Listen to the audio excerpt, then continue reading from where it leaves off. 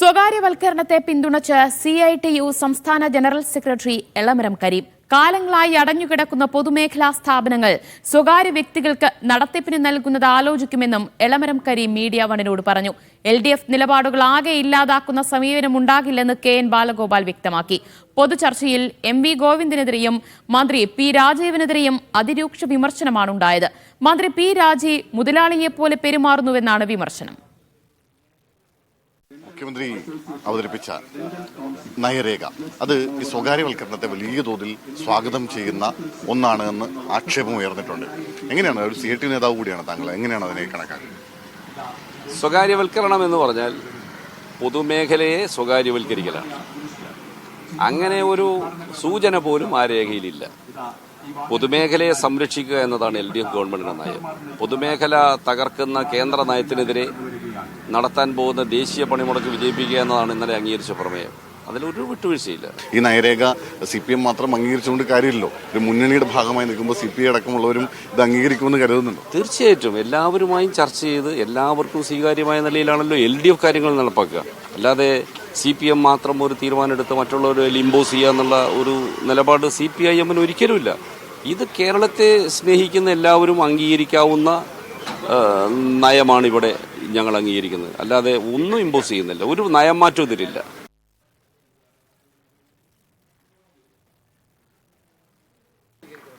ഈ മുഖ്യമന്ത്രി അവതരിപ്പിച്ച നയരേഖ ഈ സ്വകാര്യവൽക്കരണത്തെ വലിയ തോതിൽ പ്രോത്സാഹിപ്പിക്കുന്നതാണ്, അവർക്ക് വഴിയൊരുക്കുന്നതാണെന്ന് ആക്ഷേപമുണ്ടല്ലോ. എങ്ങനെയാണ് അതിനോട് പ്രതികരിക്കുന്നത്? ഈ നയരേഖ അവതരിപ്പിച്ചതിൻ്റെ ചർച്ച നടക്കുന്നുണ്ട്. അതിൻ്റെ വിശദമായ കാര്യങ്ങൾ അടുത്ത ദിവസം അംഗീകരിച്ചതിന് ശേഷം പറയും. എങ്കിലും ഇന്നലെ നമ്മുടെ പാർട്ടി സംസ്ഥാന സെക്രട്ടറി പറഞ്ഞ കുറേ കാര്യങ്ങളുണ്ട്. അതിനകത്തെ പ്രധാനപ്പെട്ട കാര്യങ്ങൾ പറഞ്ഞിരുന്നു. അത് കൂടുതൽ മൂലധന നിക്ഷേപം വരണം, ആധുനിക ടെക്നോളജിയുടെ ഒരു കാലമാണ്. ഒരു കാലത്ത് LDF പറഞ്ഞിരുന്ന നിലപാടിൽ നിന്ന് പൂർണ്ണമായും തെറ്റ്, ഒരു വൈരുദ്ധ്യമില്ല. പൊതുമേഖലാ സ്ഥാപനങ്ങൾ അടഞ്ഞ് പൂട്ടിക്കിടന്ന് നശിച്ചു പോവാതെ അവിടെ കൂടുതൽ പ്രൊഡക്ഷൻ നടക്കുന്നതിന് വേണ്ടി സഹായകരമായ കാര്യങ്ങൾ വരിക എന്നല്ലാതെ ഇതില്ലാതാക്കുക എന്നുള്ളതല്ല. കേരളത്തിലെ പൊതുമേഖലാ സ്ഥാപനങ്ങൾ പോലെ സർക്കാരിന്റെ വലിയ ഫണ്ടിങ്ങോടുകൂടി ഇൻഫ്യൂസ് ചെയ്ത് നിൽക്കുന്ന സ്ഥാപനങ്ങളില്ല. പക്ഷേ അത് നടന്നുകൊണ്ട് പോകാൻ പറ്റുന്ന തരത്തിലെ കാര്യങ്ങൾ വേണം. അത് വേണ്ടെന്നാരും പറയുന്നുണ്ട്. ഇടത് നയത്തിന്റെ ഒരു വ്യതിയാനമില്ല. ഇടതുപക്ഷത്തിന്റെ നയത്തെ പറ്റിയും CPIMന്റെ നയത്തെ പറ്റിയും നല്ലതുപോലെ അറിയാവുന്നവർ തന്നെയാണ് CPIM പ്രവർത്തകരെന്ന് മനസ്സിലാക്കണം. അതേസമയം നമ്മൾ ഇത് നയത്തെപ്പറ്റി ഇത് ഇടതുപക്ഷത്തിന് നയമല്ല എന്ന് കോൺഗ്രസ് അല്ല പറയേണ്ടത്. പലപ്പോഴും അങ്ങനെ ഇന്നലെ ഇത് കേട്ടു കാളെ പറ്റുമെന്ന് കേട്ടപ്പോഴേ കയറെടുക്കുന്ന പോലെ കേന്ദ്ര സർക്കാർ പൊതുമേഖലാ സ്ഥാപനങ്ങൾ വിറ്റഴിക്കുന്നു എന്നതായിരുന്നല്ലോ പ്രധാനപ്പെട്ട ആക്ഷേപം. അല്ലെങ്കിൽ രണ്ടും രണ്ടാണ്. ഇത് പൊതുമേഖലാ സ്ഥാപനം വിറ്റഴിക്കുന്നതല്ല. പൊതുമേഖലാ സ്ഥാപനത്തെ സ്ട്രെങ്തൻ ചെയ്ത് മുന്നോട്ട് കൊണ്ടുപോകുന്നതിന് വേണ്ടിയിട്ടുള്ള കാര്യങ്ങളല്ലാതെ വേറൊന്നും പറഞ്ഞിട്ടില്ല. പക്ഷേ ഇത് മൊത്തം വിറ്റഴിക്കുക എന്നുള്ളതാണ് ഈ പിന്നെ കോൺഗ്രസിന്റെ ഒക്കെ സമീപനം. ഇപ്പൊ BSNL ഇപ്പൊ ലാഭത്തിൽ പോകുന്നതാണ്. BSNL മാത്രമേ വിൽക്കാത്തുള്ളൂ. MTNL മൊത്തം വിറ്റു. സെയ്ഫ് സൈനുദ്ദീൻ കൊല്ലത്ത് നിന്ന് വിവരങ്ങൾ നൽകും. സെയ്ഫ്, സ്വകാര്യവൽക്കരണത്തിൽ മുൻ നിലപാടിൽ നിന്നുള്ള മലക്കം മറിച്ചിലാണ് CPMന്റേത്. അതിന് എളമരം കരീമും ധനമന്ത്രി KN ബാലഗോപാലും നൽകുന്ന വിശദീകരണം എന്താണ്?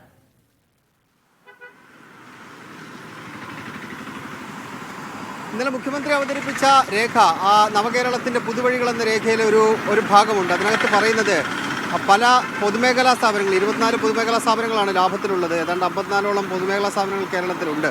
ചില പൊതുമേഖലാ സ്ഥാപനങ്ങൾ പ്രവർത്തിക്കാതെ കിടക്കുകയാണ്. അങ്ങനെ നിർജ്ജീവമായി കിടക്കുന്ന പൊതുമേഖലാ സ്ഥാപനങ്ങളെ PPP അടിസ്ഥാനത്തിൽ പുനരുജ്ജീവിപ്പിക്കുക.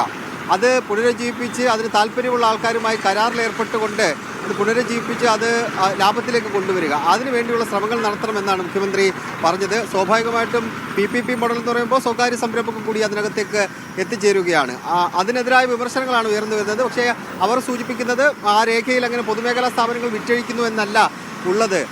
അത് പൊതുമേഖലാ സ്ഥാപനങ്ങളെ നിലനിർത്തി അതിനെ ലാഭത്തിലാക്കി മാറ്റാൻ വേണ്ടിയുള്ള പ്രഖ്യാപനമാണ് ഉണ്ടായത്. അതുകൊണ്ട് കേന്ദ്ര സർക്കാർ ചെയ്യുന്ന പൊതുമേഖലാ സ്ഥാപനങ്ങളെ വിറ്റഴിക്കുന്ന നടപടി ഇതും തമ്മിൽ വ്യത്യാസമുണ്ട് എന്ന വാദം ഉയർത്തിക്കൊണ്ടാണ് അതിനെ പ്രതിരോധിക്കാൻ വേണ്ടി ശ്രമിക്കുന്നത്. ദിവ്യ, സൈഫ, ഇന്നിപ്പോൾ മുഖ്യമന്ത്രിയുടെ രേഖയിന്മേലുള്ള ചർച്ചയാണോ അവിടെ നടന്നു വരുന്നത്?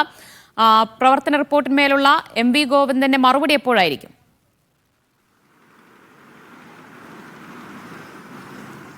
രാവിലെ 9:30 ചർച്ച ആരംഭിച്ചിട്ടുണ്ട്. 4 മണിക്കൂർ ചർച്ചയാണ് തീരുമാനിച്ചിരിക്കുന്നത്. ഒരുപക്ഷെ ഒരു 3 മണിയോടുകൂടി ആ ചർച്ച തീരാനുള്ള സാധ്യതയുണ്ട്. ദിവ്യ, അതിനുശേഷമാണ് സംസ്ഥാന സെക്രട്ടറി MV ഗോവിന്ദൻ വിശദമായ മറുപടിയിലേക്ക് കടക്കുന്നത്. ഇതുവരെ ഉണ്ടായിരുന്ന വിമർശനങ്ങൾ, അതായത് 7.5 മണിക്കൂർ ചർച്ച, 47 പേർ ആ ചർച്ചയിൽ പങ്കെടുത്തു. അതിനുണ്ടായ വിമർശനങ്ങൾക്ക് അദ്ദേഹം മറുപടി നൽകും.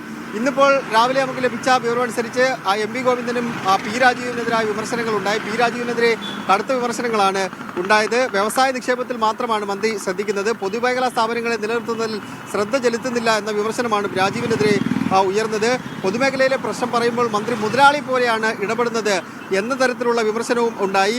അടിസ്ഥാന മേഖലയിൽ നിന്ന് വളർന്നു വന്ന നേതാവാണ് പി രാജീവ്. അദ്ദേഹത്തിന് ചേർന്ന ശരീരഭാഷയല്ല അദ്ദേഹം ഈ വിഷയം സംസാരിക്കുമ്പോൾ കാണിക്കുന്നത് എന്ന് തരത്തിലുള്ള വിമർശനങ്ങൾ ആലപ്പുഴയിൽ നിന്നുള്ള ഒരു പ്രതിനിധി പറയുകയുണ്ടായി. പിന്നീടുള്ളത് എം വി ഗോവിന്ദനുമായി ബന്ധപ്പെട്ട വിമർശനമാണ്. എം വി ഗോവിന്ദന് മിക്ക ജില്ലകളിൽ നിന്നും വലിയ വിമർശനങ്ങൾ ഏൽക്കേണ്ടി വന്നിട്ടുണ്ട് എന്നുള്ളതാണ് വസ്തുത.